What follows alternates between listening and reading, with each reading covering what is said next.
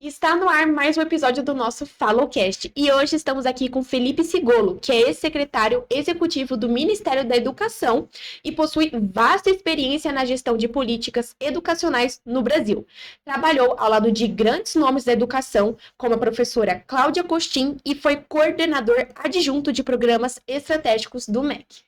Já foi reitor na Universidade de Brasil e é especialista em gestão e relações governamentais com foco na melhoria da educação pública. Felipe busca soluções inovadoras para enfrentar os desafios do sistema educacional. Seja muito bem-vindo! Muito obrigado, muito um prazer estar aqui. A gente que fala, é tudo nosso. E primeiramente eu gostaria de perguntar, para, se encaixa as minhas perguntas, em que ano que você saiu do MEC e como você acha que vem sendo desde então?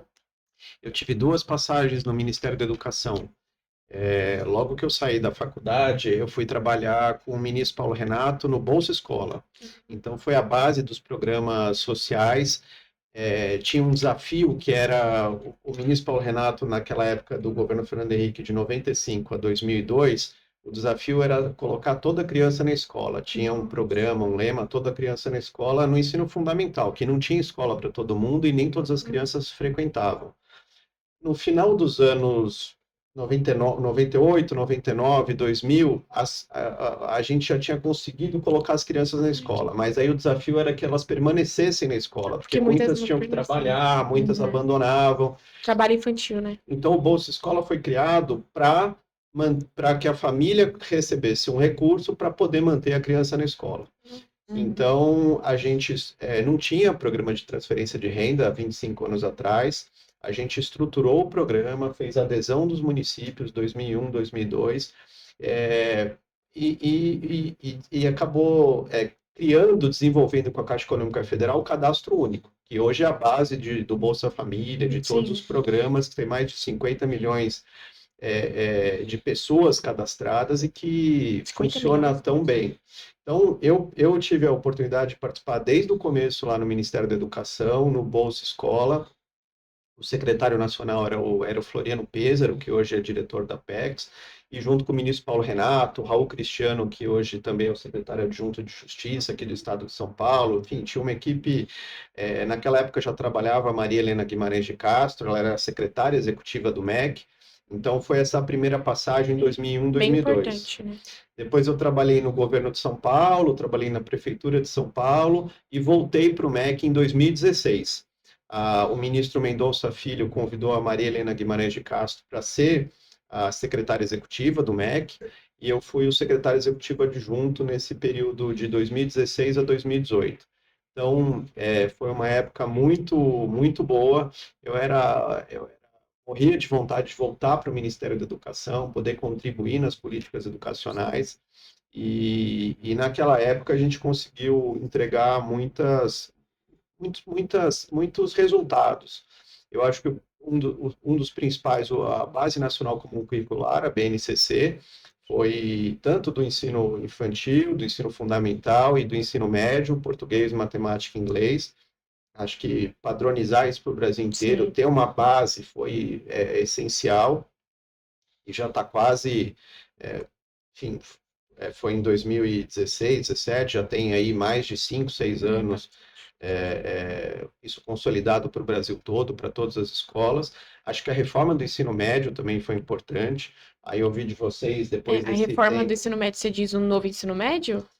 Foi em 2016 que a gente apresentou uma primeira mudança para flexibilizar, para ter os itinerários formativos. O secretário Rocieli Soares, que depois foi ministro da Educação, foi secretário estadual aqui em São Paulo e hoje é o secretário estadual do Pará, coordenou isso, mas também políticas do ensino superior.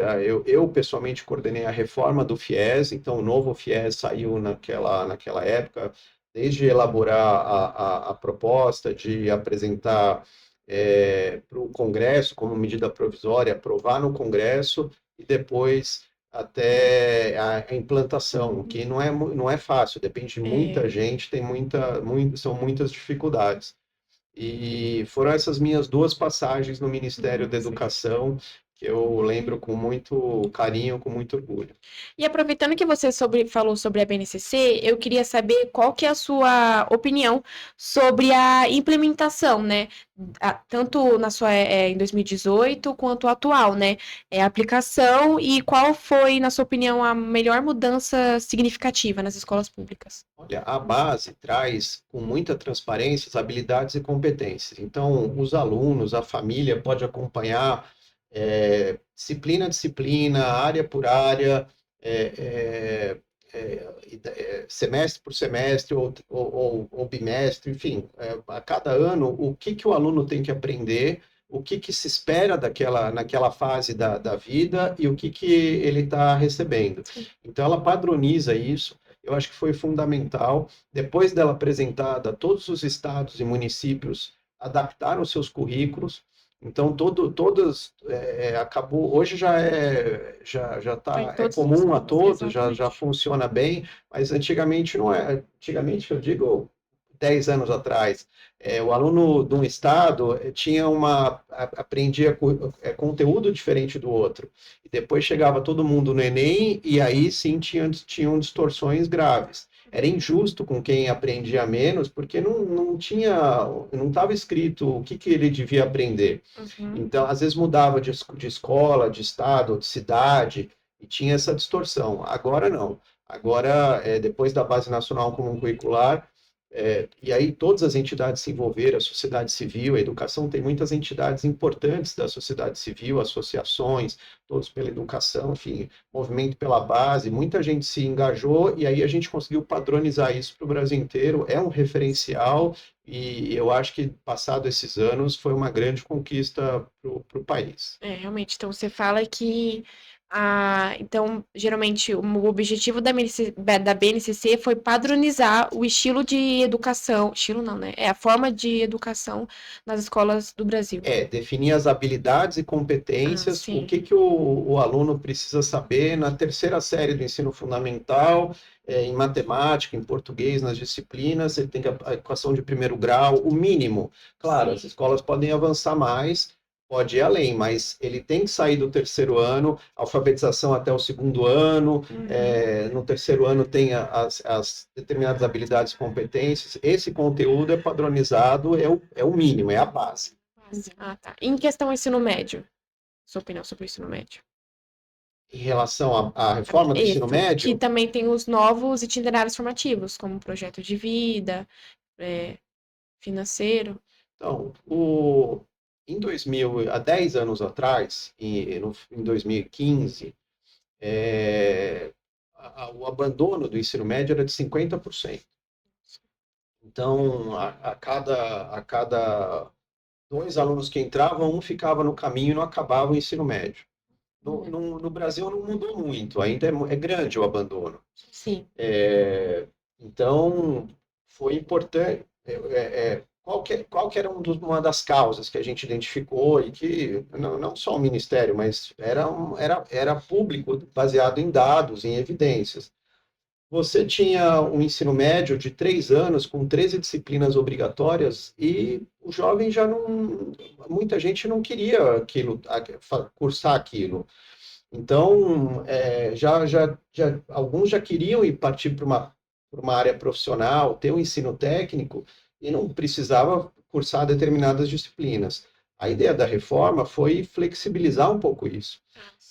Quem quer fazer a parte mais acadêmica, por dizer assim, e seguir até o fim, tudo bem, mas quem quiser optar por uma formação mais profissional, também poderia concluir o ensino médio e não ter matérias que não são desinteressantes. Então, ficou obrigatório, e inclusive na base também, português, matemática e inglês.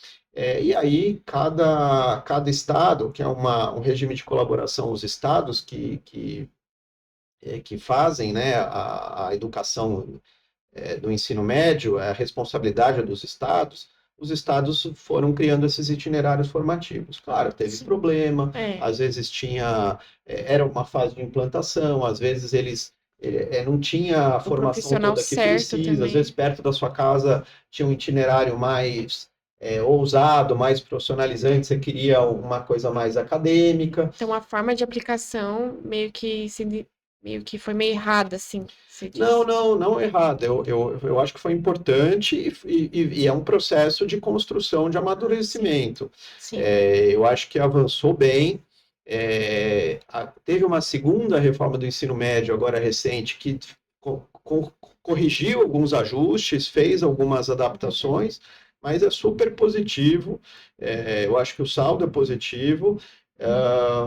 O Bolsa Escola do ensino fundamental agora foi feito para o ensino médio, que é o PED-meia, que também é importante para manter esse jovem. Então, você vê que nos últimos 30 anos, de 1995, quando o ministro Paulo Renato assumiu, até agora, quantos passos foram dando, quantas evoluções foram sendo feitas para poder ir consolidando a educação. Exatamente. Eu, pessoalmente, acho que devia andar mais rápido, devia ter mais... o país tem urgência em ter uma educação de qualidade, acessível para todo mundo, mas acho que devia ter mais investimento, né? Não é questão de investimento, eu acho que é questão mesmo de ter uma educação de qualidade. Dinheiro tem, investimento tem, mas precisa, eu acho que mais estratégia, mais foco em algumas coisas. Mas então, o PED-meia agora veio para manter o jovem no ensino médio, igualzinho o Bolsa Escola lá atrás, teve essa evolução, que eu acho que o país acabou pulando, o ensino médio ficou na metade, entre o fundamental e o superior, e a gente acabou potencializando muito as universidades públicas. O ensino fundamental, o ensino médio ficou meio espremido ali. Então, acho que eu pessoalmente defendo que tenha que ter muito investimento no ensino médio, tudo que puder fazer no ensino profissionalizante. Nem todo mundo quer ou pode ir para uma faculdade, para uma universidade. Sim. Não tem vaga para todo Exatamente. mundo. Um bom técnico, eu fiz técnico em mecânica no Liceu de Artes e Ofícios. Um bom técnico, o país precisa de bons técnicos. Exatamente. E nem todo mundo também tem às vezes, com 17, 18, você já precisa acabar o ensino médio e trabalhar. Sim. E o técnico te proporciona isso. E aí, depois, lá na frente, se você tiver condição, quiser cursar uma faculdade, vai evoluindo. E aí, depois da faculdade, o mestrado, doutorado, então é um processo. Mas ficou meio tumultuado. Imagino. E além do PED-meia, que veio agora, quais são as outras mudanças que vieram desde o começo até agora, no novo ensino médio? No novo ensino médio, eu acho que essa flexibilização, ter os itinerários formativos, até o programa PED-meia, que é fundamental, é muito importante, foi uma proposta da deputada federal Tabata Amaral, que é uma grande especialista em educação, que conhece tudo, e é importante realmente para manter o jovem, eles sabendo que tem aquele recurso, que vai poder acessar, é um incentivo para ele. Sim. Agora, eu acho que nessa nova reforma, os estados têm mais condição de propor para os seus alunos essas formações alternativas, e tudo isso vai ter que culminar também com a reforma do Enem.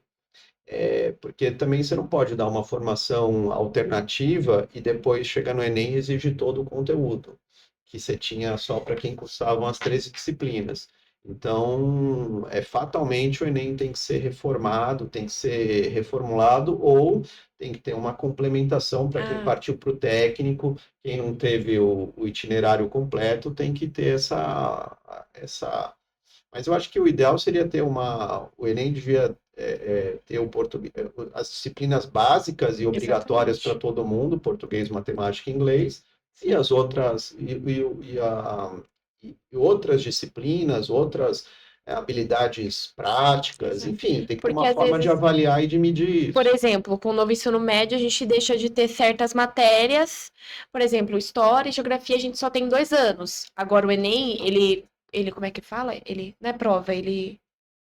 Valia. Ele valia como se a gente tivesse pelos 3 anos, o que é uma grande desigualdade, porque, né, e uma pessoa que não tem condição de pagar um cursinho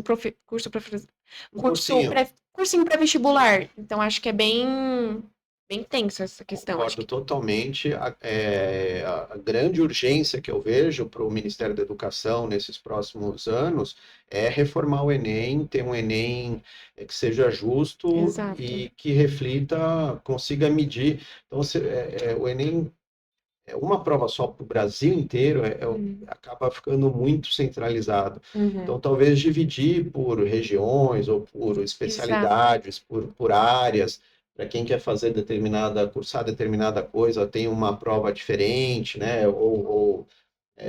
Enfim, outras formas de avaliar. Então, acho que... Porque cada área no Brasil tem uma educação, querendo ou não, diferente, assim, um nível de educação. Por exemplo, no Ceará é uma das melhores. Já em São Paulo, em algumas, deixa a desejar, né? Não, sim. Uma notícia boa é que tem avaliação. Tem avaliação, tem métrica, isso muito a própria a professora Maria Helena Guimarães de Castro, que foi secretária municipal, estadual, secretária executiva do MEC, foi presidente do INEP na gestão do ministro Paulo Renato. Eles fortaleceram muito a avaliação. O próprio ministro Paulo Renato até tem um Roda Viva que o ministro fez e falava do provão, tinha uma resistência dos alunos de fazer uma prova. Mas hoje o Brasil tem avaliação e vai medindo esse desempenho já há muitos anos. Então, nesses últimos 30 anos, você tem todo um banco de dados, toda uma estatística que o INEP faz. Até o diretor Moreno é um especialista nisso, então todo ano o censo é fundamental. Eu estava lendo uma notícia agora, o Paraguai está implantando o censo do ensino superior. Eles não sabem quantos alunos eles têm no país, não sabem, especialmente em medicina, que tem muito aluno de medicina lá. Então, eles vão começar a fazer o censo. O Brasil já tem o censo de todas a educação regular, já tem avaliação. Então, tem prova desde da segunda série do fundamental. Então, e tem provas também das redes municipais, estaduais e nacional. Então, acho que nisso, ter dados, ter evidência, ter informação é importantíssimo na gestão escolar. Sim. Enfim, o papo tá bom, mas agora a gente vai entrar para o nosso primeiro quadro, que é o Falou Tudo.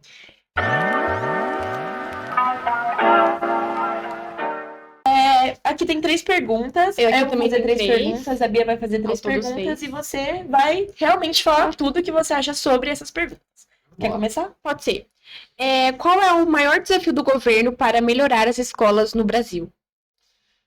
Pergunta difícil, ampla. A educação é regime de colaboração, então as prefeituras, principalmente creche, se fosse um prefeito eleito, um prefeito reeleito hoje, um secretário de educação, eu priorizaria ensino infantil, creche, pré-escola. A pré-escola ainda não é universalizada, apesar de ser obrigatória na Constituição da Educação dos 4 aos 17, ainda tem crianças e locais sem oferta da pré-escola. Então, universalizar a creche, a prefeitura aqui de São Paulo já conseguiu universalizar há 3, 4 anos. Universalizar a pré-escola e depois que universalizar a qualidade. Então, tempo integral, ter bastante qualidade, inovação, tudo que puder ser feito na educação infantil. Depois, as prefeituras com fundamental, melhoria, enfim, todos os programas, o que tiver de mais moderno para poder ênfase na aprendizagem. E aí tudo que envolve, né, educação, formação de professores, mas investir muito, e os estados com o ensino médio. E se eu pudesse opinar, no governo federal, o MEC também devia fortalecer o ensino médio. Não no modelo que está acontecendo dos institutos federais, que são ótimos, mas são caros, são engessados, vocês estudam na ETEC. Sim. A ETEC é um modelo muito mais dinâmico, muito mais acessível, muito mais... acaba tendo muito mais efetividade do gasto público na ETEC para atender diretamente a população do que o Instituto. A ETEC abre lá a escola, contrata os professores CLT eles vão lá e aplicam as disciplinas. Se precisar mudar, aparecer uma disciplina, uma área que a gente quer fazer um curso, então contrata professor, troca, mexe. O Instituto Federal muito engessado, então eles têm que construir o campus, aí faz concurso para os professores, dedicação exclusiva, aí aprova lá o curso, eles têm dado muito ensino superior. Então, estão concorrendo com as universidades federais, concorrem com as universidades privadas, as faculdades privadas, que aí, às vezes, se instala num local, acaba matando as faculdades ali da região, porque o aluno vai querer fazer de graça, e não, de graça não tem nada, alguém está pagando essa conta.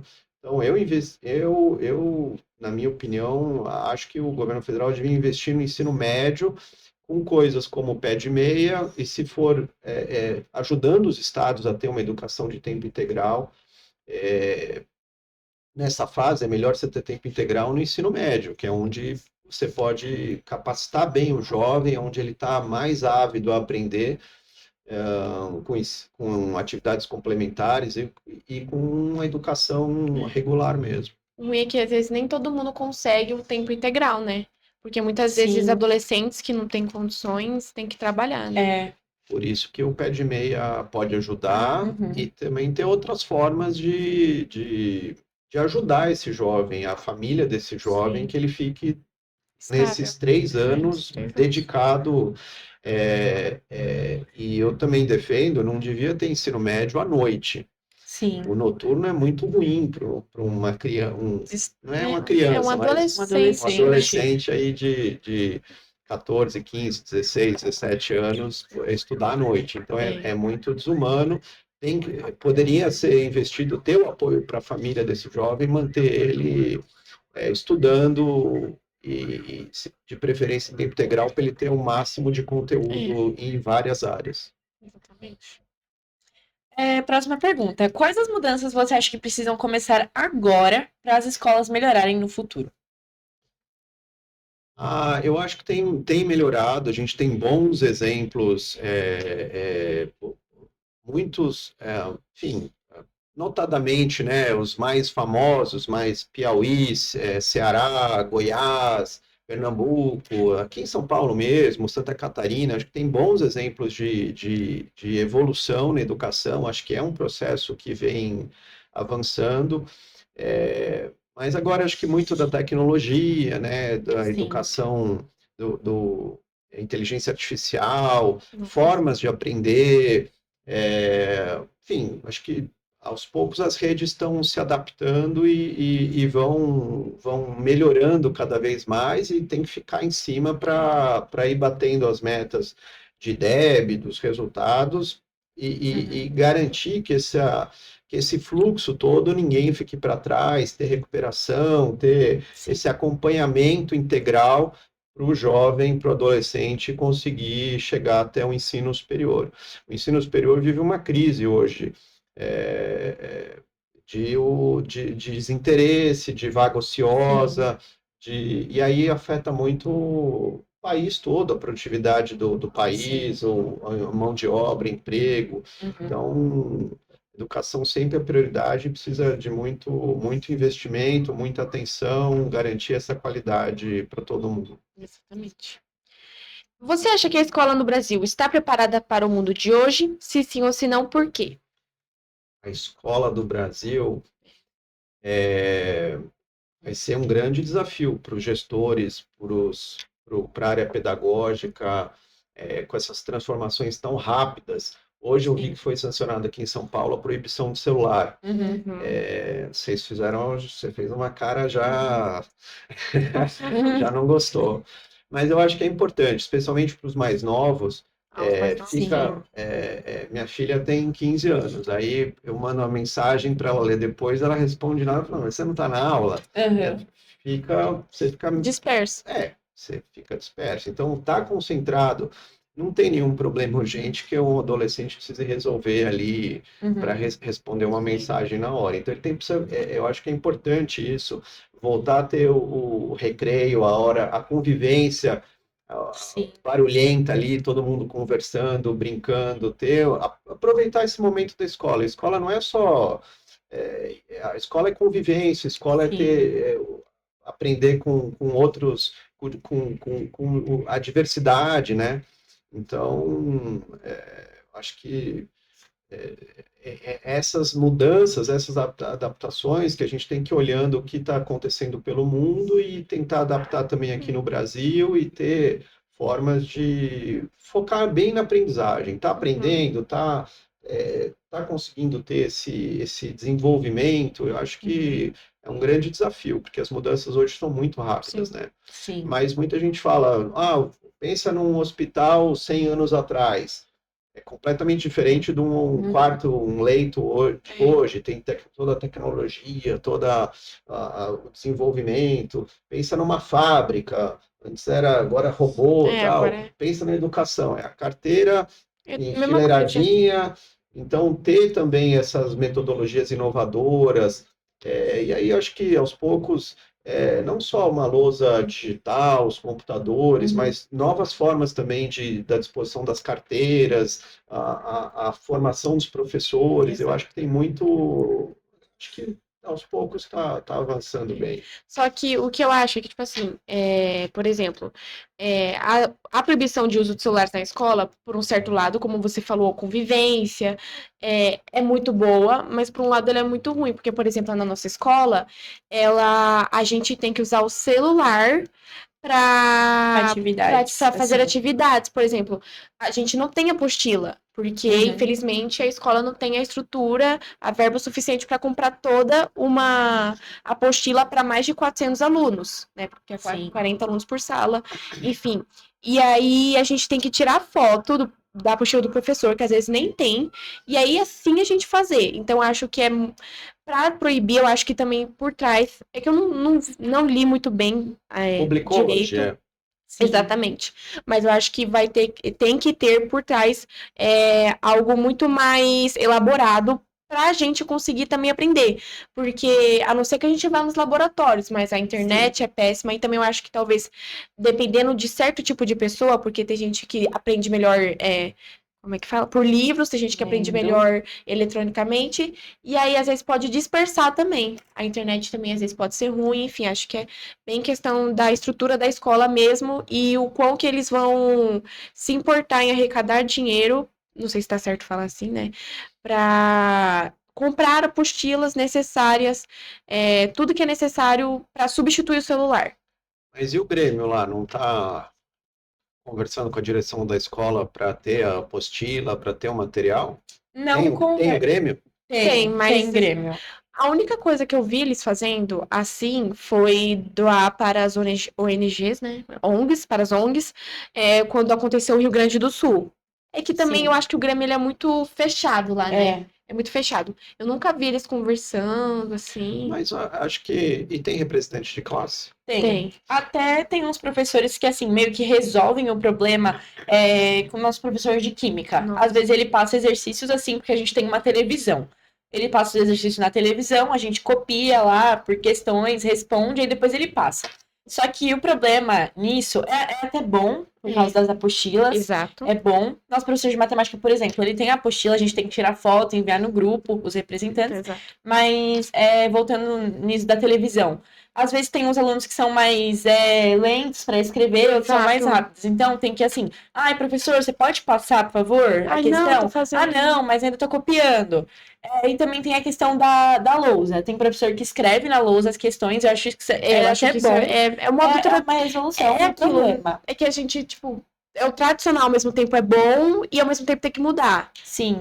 Por causa das tecnologias, inteligência artificial, então é algo que realmente vai não sei a palavra, mas vai se completando ao mesmo tempo sendo ruim. Sim. Esse é o desafio. O professor tem autonomia na sala de aula para ter o método dele, a forma da didática. E eu acho que realmente aí tem que fazer essa adaptação, tem que ter um material. Eu acho que às vezes copiar também é importante para a didática, que aí você assimila, você tem aquele tempo de... Senão vai lá, tira uma foto e fala, depois eu vejo. Aí você já não vai ver. Então, fazer o resumo, eu acho que tem que investir muito mais na forma do que no conteúdo. Porque no conteúdo você vai lá no Google e vem o resultado. Sim. Mas a forma, como aprender, tem que aprender a aprender. Isso que a escola tem que desenvolver. Eu acho que os professores também estão com muito medo da inteligência artificial. Eu vejo muito deles, alguns, né, a maioria falando da minha escola, tipo, por exemplo, não faz inteligência artificial, não. Não pega no chat GPT, não. O que você acha? Você acha que a inteligência artificial, ela é boa, o chat GPT? Ele é bom ou você prefere outras fontes?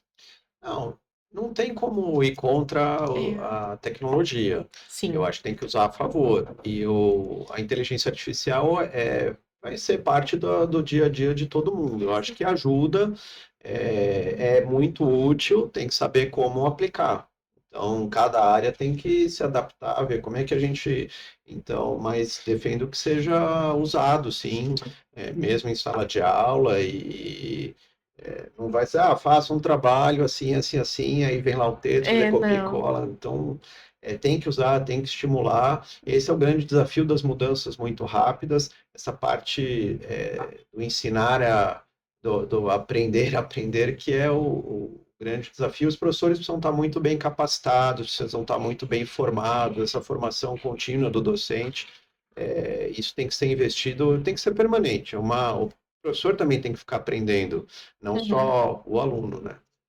E a aprendizagem é para a vida inteira, isso eu acho que é importante.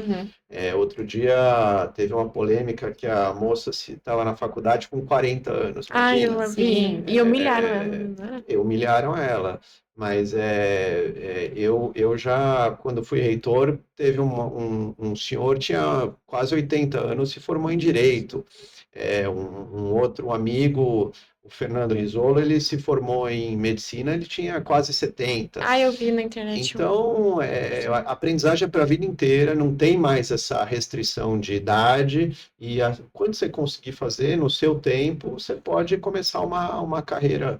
Assistindo esse final de semana aquele filme que é maravilhoso, Ainda Estou Aqui.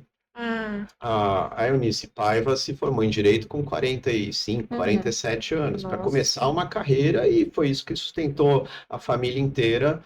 A viúva do Rubens Paiva sustentou a família inteira nessa nova carreira que ela não tinha antes.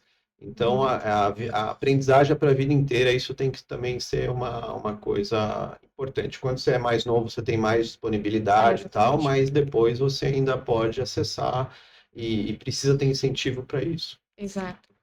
É você ou eu? Sou eu. Tá. A inclusão do ensino de religiões nas escolas é eficaz para a formação dos alunos? E como as políticas educacionais podem equilibrar essa questão com a diversidade de crença dos estudantes?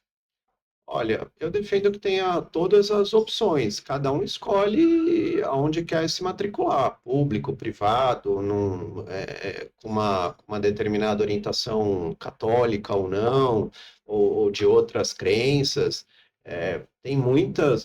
O Brasil é muito grande, muito diverso. E tem que ter essa pluralidade, que todo mundo possa escolher o seu caminho, a sua família. Eu não defendo o homeschooling, por exemplo, que é aprendizado dentro de casa, que você não vai para a escola, porque você não convive. Agora, tem muitas opções, você pode escolher qualquer escola para colocar seu filho, para você mesmo estudar. Então, eu acho que acaba ajudando. A minha filha, por exemplo, estudou no Marista, que é católico. E não, tem não por isso, mas eles têm valores que são importantes, não necessariamente só para aluno católico. Então, acho que tem muitas formas de aprender e muitas filosofias, e que acaba ajudando nesse aprendizado, não só no conteúdo, mas na disciplina, em valores. Acho que é um pouco isso. E aí cada um escolhe o caminho que quer. Importante ter essa possibilidade de cada um oferecer e a liberdade de cada um escolher. Sim, exatamente. E qual a sua opinião sobre os modelos de privatização ou gestão privada nas escolas estaduais? Você acredita que esses modelos podem ser uma solução para melhorar a qualidade do ensino público? Olha, Agora que fala assim, privatização da educação, vira uma polêmica, Beatriz, mas eu acho que esse modelo que o governador Tarcísio está implantando, eu acho que pode ser bom. É, eles estão passando para a iniciativa privada, para as empresas, para uma empresa que ganhou a licitação, a PPP, a concessão, eles estão a PPP, né? Eles estão passando para essa empresa construir as escolas e cuidar da manutenção. Aí a Secretaria de Educação pode se preocupar com o conteúdo, com os professores, com o aprendizado. Agora, não é papel do secretário ficar lá preocupado se a obra está parada, se a obra está andando, se é o mínimo isso, ter a limpeza, ter a segurança, Sim. isso é o básico. E não é papel do secretário. O secretário, aqui na capital, que eu acompanho bastante, o secretário Fernando Padula, ele tem muito do tempo dele é para ficar cuidando dessas questões administrativas. Que é o mínimo. É o mínimo que precisa ter, mas não devia ser o papel do secretário de Educação. Sim. Isso já devia estar resolvido e ter uma forma. Sim. Então, ter um parceiro privado que ajude na gestão das escolas e na manutenção das escolas e libere o corpo pedagógico para poder focar na aprendizagem, eu acho que pode ser muito útil. É uma bobagem falar, mas vai fechar determinada escola, precisa ter essa flexibilidade.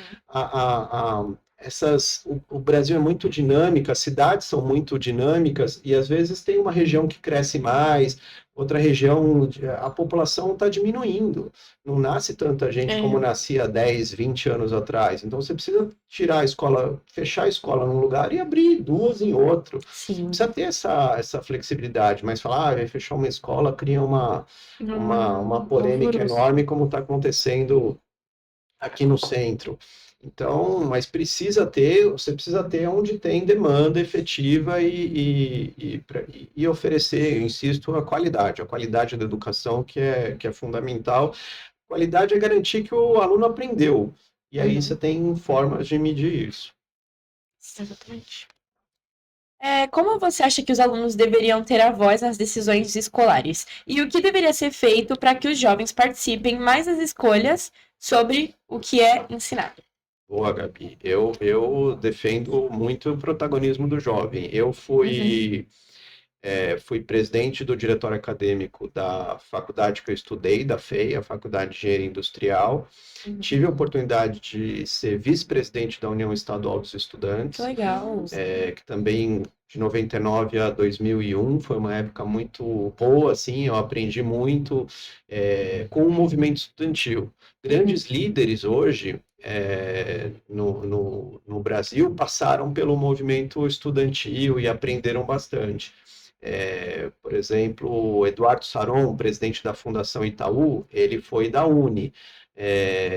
O Ricardo Capelli, que foi secretário executivo do Ministério da Justiça, ele foi presidente da UNE, o Orlando Silva, enfim, não só a UNE, a UEX, são entidades, mas também outros movimentos estudantis. Aqui, esse podcast não deixa de ser também uma forma desse protagonismo juvenil que vocês estão exercendo. Então, eu defendo muito que tenha esse diálogo, que os estudantes possam... Eu conheci o ministro Paulo Renato um pouco isso, participando desses movimentos, me identifiquei com algumas causas e algumas posturas, né? E aí a gente pôde, na época, contribuir um pouquinho para criar o FIES. O financiamento estudantil não tinha sido criado até então, e em 99 o ministro falou, não, precisamos era o CREDUC, o crédito estudantil.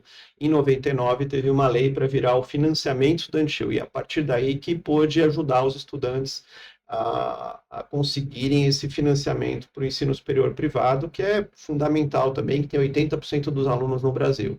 Então, mas tudo isso porque o jovem tem voz, tem que ter protagonismo, isso é parte fundamental do sistema. O Grêmio, de certa forma, é o início de um aluno se protagonizar, né? Assim, sim, o problema é que é muito rápido, né? Todo mundo tem muita atribuição, em 2, 3 anos do curso, mal dá tempo ali, mas tem que ter um pouco essa coisa de ir revezando, de ter, de repente, até tendo uma troca, ter um colegiado, uma forma de funcionar que possa dividir bem as tarefas e ter um bom diálogo com a direção da escola, depois com a secretaria, ter canais de diálogo, isso é importante, e quem ouve mais erra menos. Então, é fundamental ter essas informações e ajudar a medir se o serviço está indo bem, como é que as coisas estão se desenvolvendo. E como você acha que o MEC ele está sendo na inclusão educacional? A inclusão, eu acho que está universalizado, né, na maioria no ensino regular. Aí tem agora o grande desafio é incluir quem precisa mais de ajuda, quem tem algum tipo de deficiência, algum tipo de necessidade, ter ter a equidade, então tratar de uma forma diferente os diferentes para que todo mundo tenha o mesmo direito, seja uma educação equitativa. Então, são muitos desafios. Muitos alunos precisam de um professor, de um professor, uma pessoa apoiando ali, exclusiva para ele. Enfim, mas eu acho que está indo bem de ter o aluno ali convivendo com os outros. Eu acho que cada caso, as redes estão se adaptando, tem um período aí de mudança, mas tem que se adaptar. Eu estudei no colégio que eu estudei, tinha um amigo que era o Dudé. Ele teve a mãe, aquele problema da talidomida, ele não tinha os 2 braços e uma perna. E ele frequentava a escola normal com a gente, com uma carteira adaptada, e ele escrevia da forma que ele conseguia, mas ele escrevia, ele ia sozinho para a escola. É um exemplo de superação. E teve uma carreira profissional, de vez em quando a gente se fala, mas assim, tem que tratar os diferentes para que todo mundo tenha a equidade. A equidade, exatamente. E mudando de assunto assim rapidamente, eu queria te perguntar qual é o valor aluno de cada escola pública, porque meio que gerou assim uma polêmica. 3 mil por mês, 3 mil anual. Se você sabe qual é o valor aluno de cada escola pública. Não, essa é um valor de referência que o Ministério tem nos sistemas, Fundeb, tem toda uma conta. Eu não sei quanto é hoje. Mas é um valor de referência, quanto você tem que investir no aluno, quanto cada ente, de acordo com o orçamento e com as despesas, quanto está sendo investido, gasto com cada aluno em cada rede. Você pega o orçamento e divide pelo número de alunos. Mas é uma referência. Então, tem estados que com pouco dinheiro, conseguem entregar muito, e tem estados que com muito dinheiro entregam pouco. Então, parece aquele meme lá, não prometeu nada, entregou menos ainda. Mas isso é só um referencial, a educação não é só dinheiro que faz diferença, não adianta você pôr muito dinheiro, você precisa ter professor, tudo isso que a gente já falou, mas é um valor de referência, eu acho que era 3 mil, 4 mil reais, 5 mil, e aí você compara com outros países. Esses indicadores são importantes na educação, em qualquer área de gestão, ter indicadores, ter referência, ter métrica, avaliação, medir, tudo isso é muito importante para você poder pilotar esse avião. É igual dirigir um carro, pilotar um avião, você tem um monte de painel ali que você precisa saber o que está acontecendo, para onde está indo, para poder atingir o objetivo, chegar onde você quer. Então, é meio complicado explicar de onde... Não, meio complicado não. E entra na base de explicar de onde vem o dinheiro escolar, né? Que eu queria... o dinheiro escolar das faculdades. Ele vem da Fundeb, né? Fundeb? Não. O orçamento da educação é assim, obrigatoriamente, os municípios, os estados têm que investir 25%. Então, se tem 100, 25 vai para a educação obrigatoriamente. E aí esse dinheiro você usa para tudo que precisa. estados e municípios. No governo federal, na União, é menos, é 18%, mas sempre ultrapassa, porque tem muita despesa. Aí você vai, o Fundeb, ele complementa os estados que têm menos, estados e municípios que têm menos receita, para poder ter essa distribuição mais equânime, equitativa. Então, ele faz um pouco esse ajuste pelo Brasil para que aí é uma forma de ajustar para estados mais ricos colaboram com esses mais pobres que Que precisam. legal. Então, tem todo esse sistema de gestão da educação, essa forma de atuar, isso também avançou bastante. Foi criado lá atrás o Fundef, até era o Barjas Negri que ajudou muito, que foi criado, era o Fundo de Financiamento do Ensino Fundamental, e na época do ministro da Educação, o ministro Haddad, virou para a educação básica, pegou também o infantil, que é a pré-escola, a creche e o médio. Então, ficou com o sistema todo da educação básica regular atendido com esse fundo que faz essa distribuição. Agora tem a reforma tributária, que também mexe com essa distribuição de recursos, porque é baseado em alguns impostos, então tem toda uma discussão do financiamento. Tem uma PEC que está também mexendo de novo no Fundeb, tirando um pouco de dinheiro que ficou um pouco desequilibrado, então tem que ir ajustando. A gestão é igual cortar unha, tomar banho, você precisa fazer toda hora. sempre tem que ir mexendo, fazendo, ajustando, senão não fica direitinho. Bom, agora a gente vai para o nosso segundo quadro, que é a Placa Fala. Temos aqui 5 placas, e aí você pode escolher qualquer uma. Pode olhar você os quiser. temas Exato. para você E falar aí sobre. você fala qual que você quer. Ó, tem aqui o FIES, gestão escolar, tecnologia educacional, avaliação educacional e formação docente. São 5 temas extremamente importantes, todos são absolutamente fundamentais para a educação, para qualquer educação. Eu gosto muito do FIES, pessoalmente, eu tenho uma história com o FIES. Eu já mencionei que na criação do FIES eu pude participar, dando algumas ideias, e quis o destino que em 2016, quando eu cheguei no Ministério, a gente teve uma reunião no Ministério da Fazenda, até o secretário executivo, o Eduardo Guardi, que já faleceu, super novo, mas era um gestor brilhante, o Mansueto Almeida, que hoje está no BTG, que também é brilhante, o Alexandre Manuel, mas eles chamaram a gente e falaram assim, o FIES quebrou, tem mais de 50 bilhões de reais de dívida. Em 2012, 13, 14, deram FIES para indiscriminadamente, sem dinheiro, então emprestaram sem lastro, sem ter o dinheiro, e o FIES tem que fechar, tem que acabar com o programa.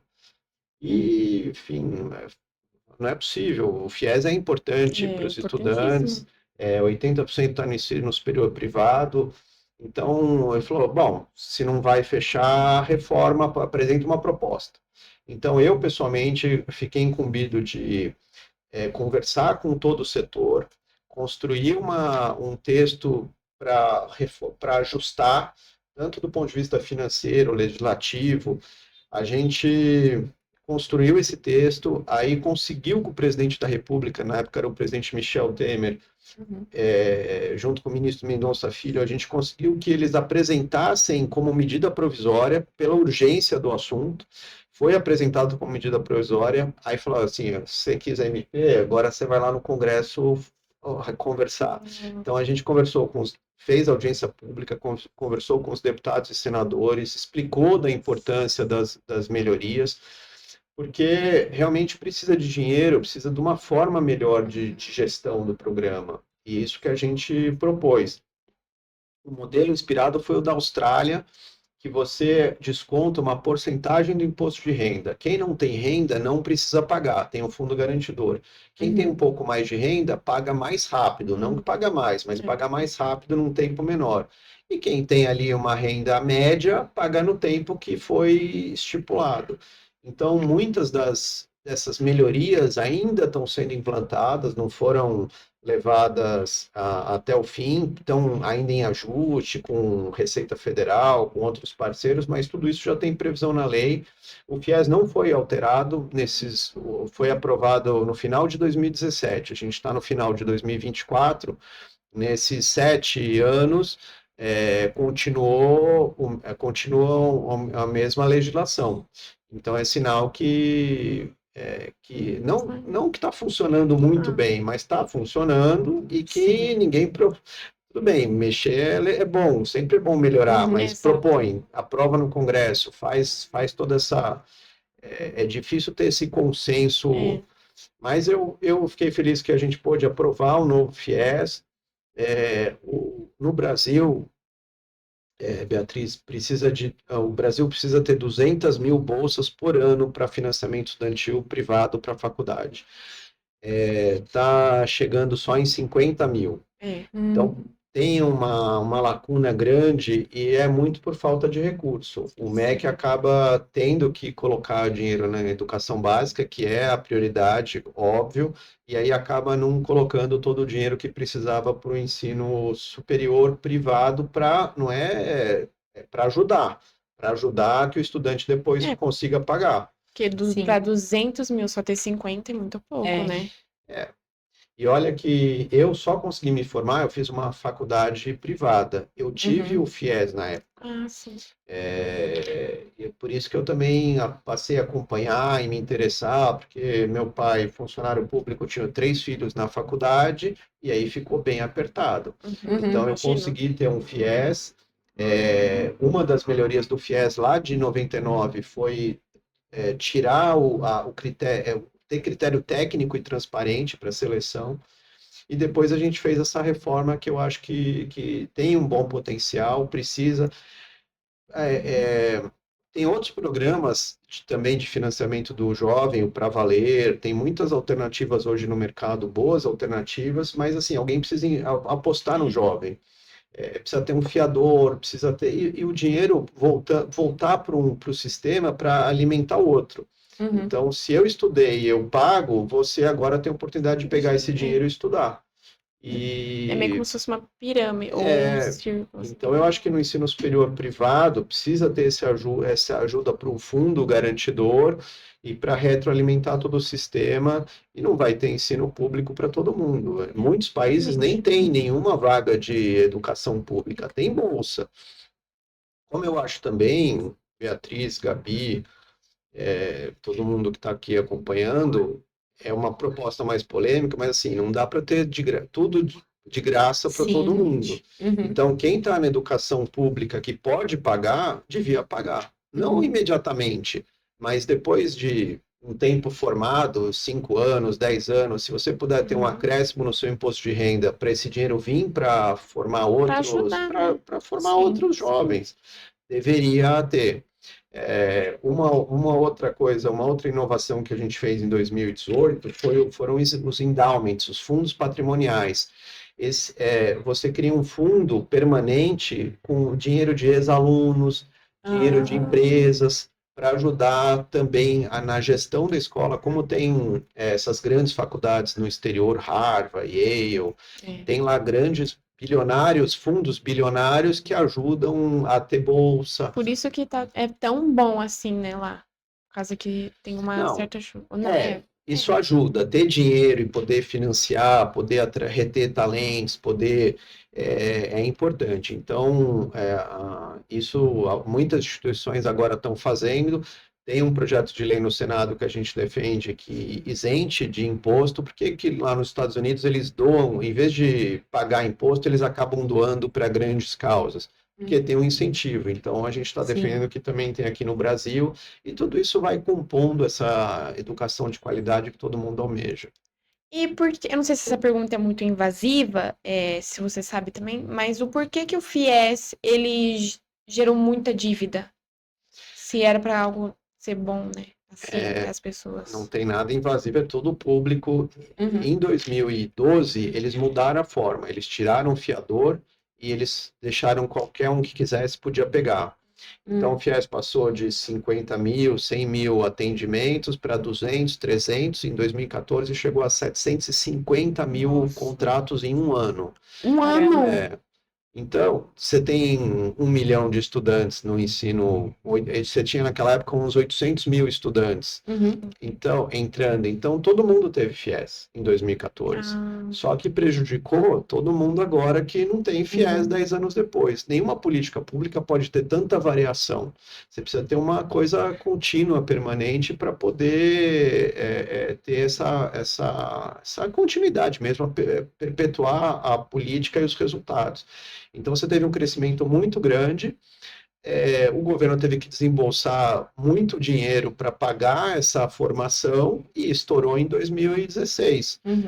Porque eles entraram em 2014 e isso foi alavancando, 2015 já deu déficit, teve um problema político grave, problema financeiro, de gestão, tudo, e aí em 2016 a gente teve que consertar.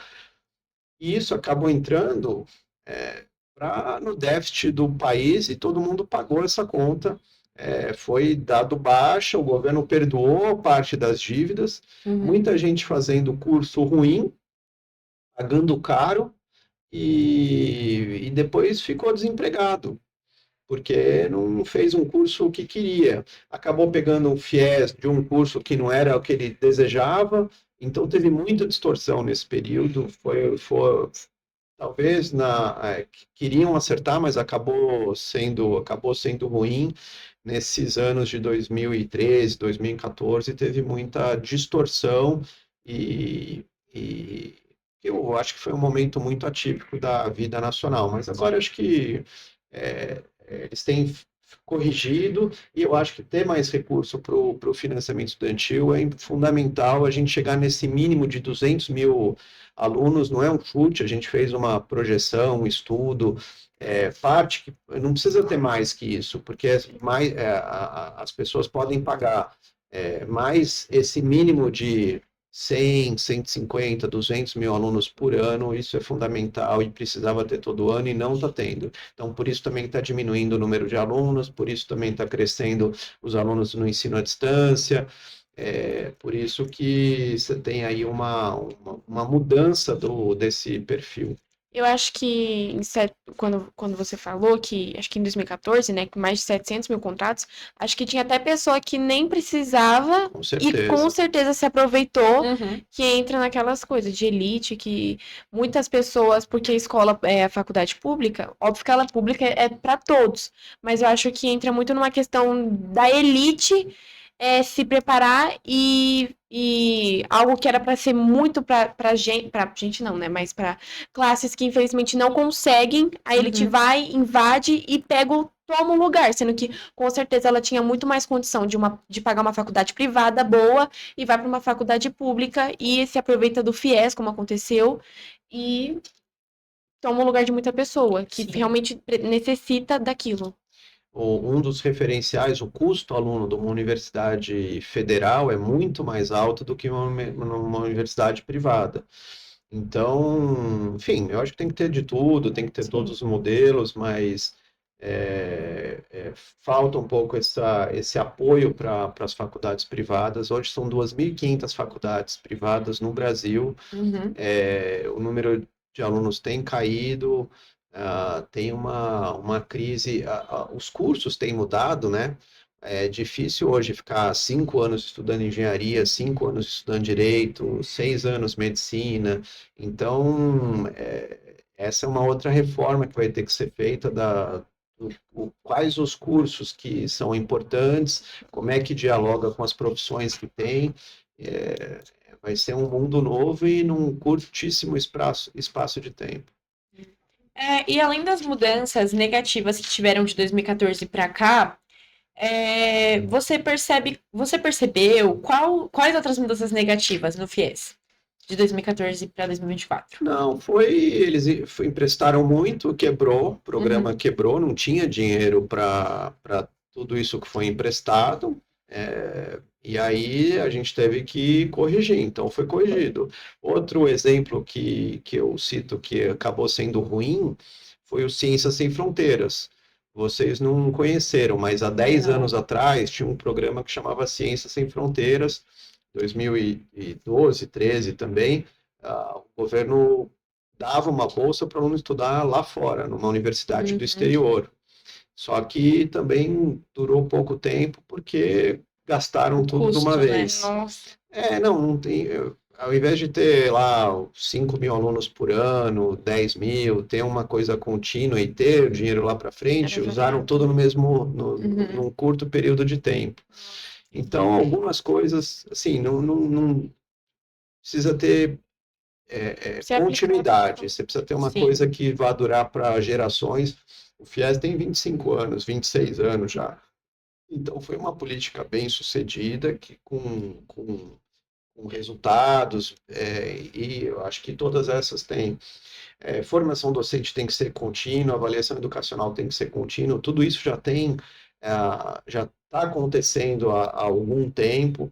Acho que o país avançou bem, está se conscientizando da importância disso. A gestão, a gente falou um pouco, né, de ter espaços adequados, com tecnologia, então acho que tudo isso ajuda nesse ecossistema.